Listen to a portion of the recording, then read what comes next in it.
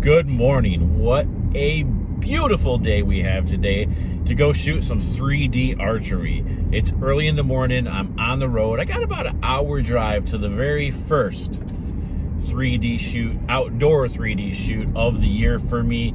I'm headed down to the Washtenaw County or Washtenaw Sportsman Club or Washtenaw County Sportsman. I can't remember. There's a link below exactly what it's called, but I know how to get there. And they are hosting an IAA shoot. IAA stands for the Independent Archers Association. Now, just like with the indoor, there's the different games and the different scoring systems. IAA has their own as well. 3D archery is no different.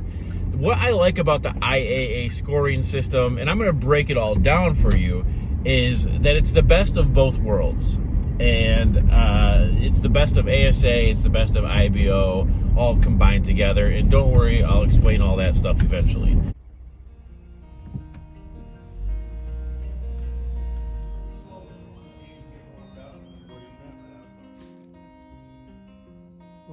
We'll call Greg at lunch. Okay. See you.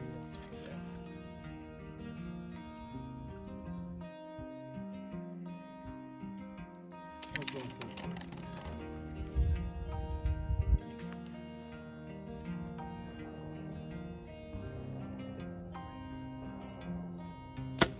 Nice.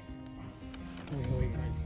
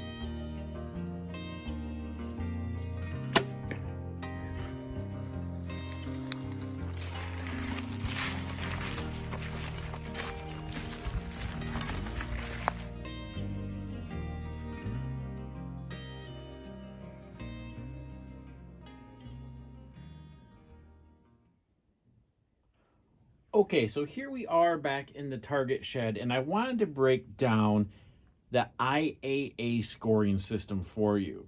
So here we have a Bobcat target. It doesn't really matter which target you're shooting. They all have some of the same properties. Now, there's different organizations, and they all score differently. Today, we are only talking about the Independent Archers Association. So first of all, we'll start with the lowest amount, which is if you hit anywhere on the body that's not considered in the vital area. So, in the neck, in the leg, back, or butt, anywhere that's not in the vital section scores as a 5. Obviously, that's not what we want. It does happen. Now, on this target, we have the vital area right here. You can see, which basically, if you think about the animal itself, it's the lungs. Okay, basically it's a lung shot, and that's going to score as an 8.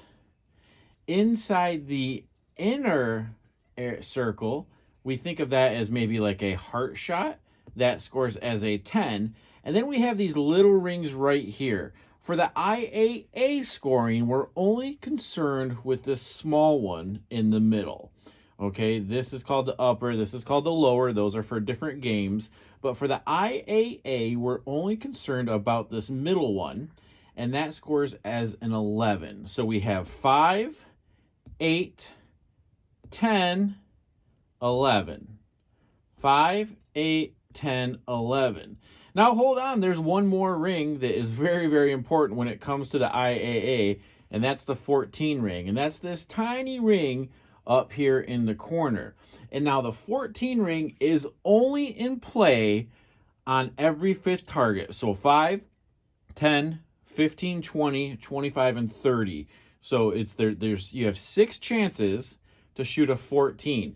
Now, when you're shooting a 14, you have to tell your group that you're going for the 14.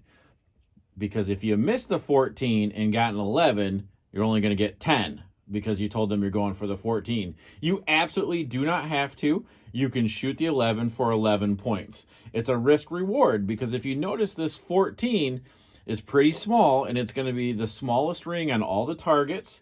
It's up and away to where if you miss, you risk getting a 5. On this particular target, you see there is a second set of scoring rings. These are not in play. These are for if you happen to quarter the animal, quartering to or quartering away, depending what angle you're shooting the target at. It's more so for hunting practice. In a lot of these target style competitions, the animal's going to be broadside. But if it was quarter turned away from you, you would have the same scoring area, which is again 5, 8, 10, 11, and 14. I like this scoring system. I think it's the best of both worlds. Now, because we like to end every episode with a fun shot, I'm here on the Bionic Buck. And why do we call him Bionic? He's made out of metal. I'm going to take a 20-yard shot, just a basic hunting shot, and make sure that I hit inside this kill zone and go into the sand pit, or else bye-bye, Mr. Gold Tip X Cutter. Let's see if I can do it. Pressure's on.